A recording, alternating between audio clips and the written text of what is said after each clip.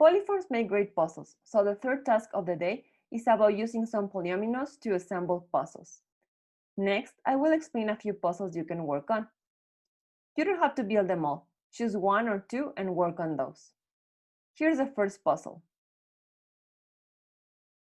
Take all the different 4-square polyforms you found and cut out 2 of each one. We recommend drawing them in cardboard so your puzzle pieces are sturdy. You can use a cereal box or something similar.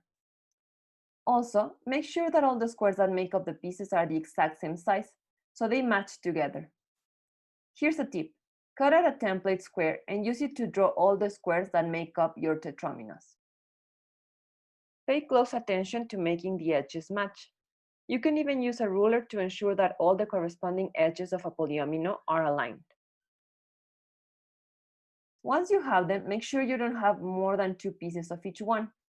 Depending on what were your rules for deciding when 2 polyforms are different, now that you cut them out in cardboard, you might notice that 2 pieces that were different on paper are actually the same now that you can flip them. You should have 10 pieces in total. Put them together to assemble a rectangle. Here's something to think about which can aid you in solving the puzzle. What is the area of the resulting rectangle going to be? The second puzzle we want to challenge you to do is made of pentominoes. That is, polyforms formed by 5 squares. We are only going to use one of each of those for this puzzle. So after cutting the pieces, make sure you don't have any repeated pieces. You should have 12. Again, put these pieces together to form a rectangle. Once you got it, think of this. Is that the only rectangle you can form with those pieces? Can you try to form a rectangle with other lengths on their sides using all the pieces?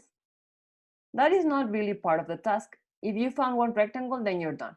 But it is something interesting and challenging to investigate, if you're up for it.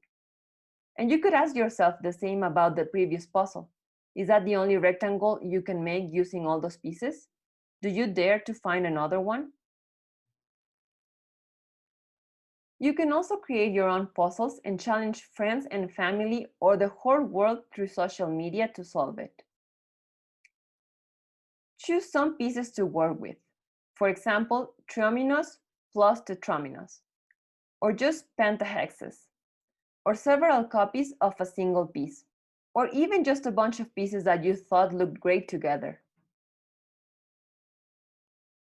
Put the pieces together until you find an assembly that looks good.